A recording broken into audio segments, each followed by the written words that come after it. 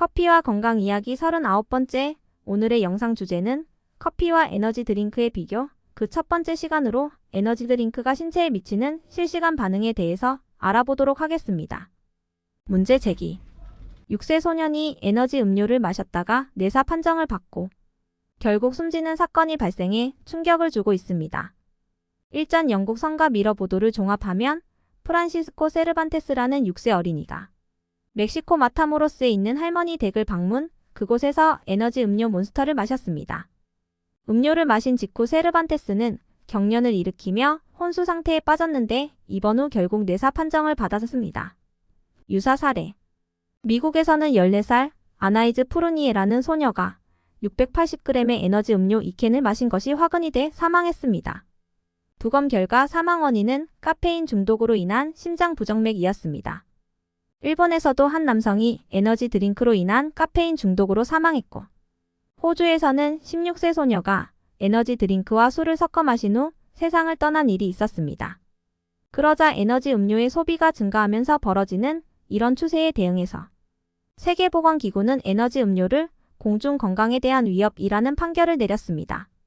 현실 상황. 하지만 잦은 야근과 몰려오는 피로로 편의점에서 쉽게 구할 수 있는 에너지 드링크를 찾는 사람들이 늘고 있습니다. 직장인뿐만 아니라 시험 기간 동안 밤샘 공부를 해야 하는 수험생이나 대학생에게도 인기입니다. 미국 국립보안통합보건센터에 따르면 에너지 음료는 가장 일반적으로 사용되는 미국의 건강보조식품으로 특히 18세에서 34세 사이의 남성이 가장 많은 에너지 드링크를 소비하고 12세에서 17세 사이의 10대의 거의 3분의 1이 정기적으로 마신다고 언급했습니다. 그런데 한국농수산식품유통공사가 발표한 시장 동향 자료에 따르면 우리의 경우에는 청소년층을 넘어 주 소비층이 20대에서 40대 이상 중장년층으로 확대되고 있다는 데 있습니다. 더욱이 더 강한 효과를 원하는 소비자 수요가 늘면서 국내에서는 대용량 고카페인 에너지 드링크 제품이 늘어나고 있는 것으로 파악됐습니다. 그럼 우리가 에너지 드링크를 마셨을 때 우리 몸에 나타나는 즉 신체에 미치는 실시간 반응에 대해서 알아보도록 하겠습니다. 우선 에너지 드링크를 매일 한 캔씩 마시면 우리 몸에서는 어떤 일이 일어날까? 에너지 드링크 역시 카페인 내성을 가져오기 쉽습니다. 갈수록 더 많은 카페인을 필요로 하게 되고 카페인 과다 섭취 위험을 낳게 된다는 것입니다.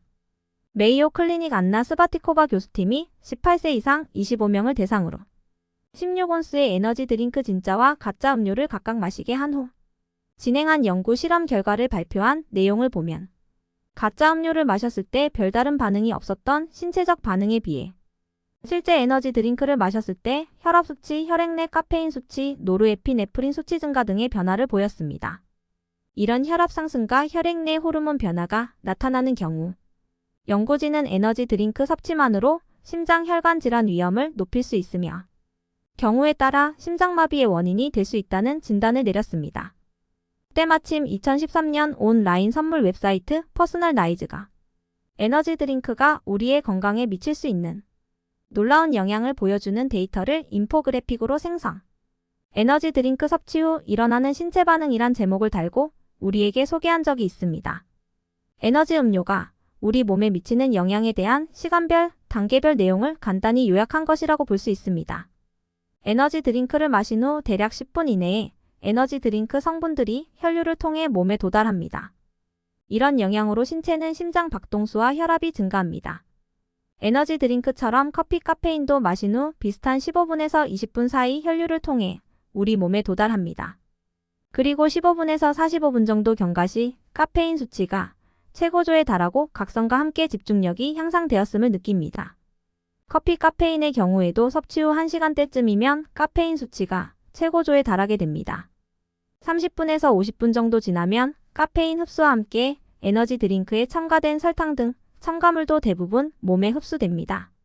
에너지 드링크를 마신 후 1시간 정도 경과하면 카페인 에너지 기능 효과 감소로 슈거 크래시에 직면합니다. 5시간에서 6시간 정도 경과가 되면 카페인의 절반 정도 체내에 남아있는 상태가 됩니다. 이것은 신체가 혈류의 카페인 함량을 50%까지 줄이는데 5시간에서 6시간 정도 걸린다는 것을 의미합니다. 경구 피임약을 복용하는 여성의 경우 이 시간이 2배 정도 더 걸립니다. 커피에서는 이를 반감기라 하며 역시 4시간에서 6시간 정도 걸립니다. 에너지 드링크를 마신 지 12시간이 지나면 혈류에서 모든 카페인이 제거됩니다. 반나절이나 하루 정도 지나면 카페인 의존증 현상에 따른 카페인 욕구가 발생합니다. 그래서 에너지 드링크를 매일 마시지 않으면 두통, 기분 저하 등 카페인 금단 증상을 일부 느낄 수가 있습니다. 7일에서 12일 정도 지나면 몸이 카페인에 적응, 내성이 생겨 카페인 효능이 상실됩니다.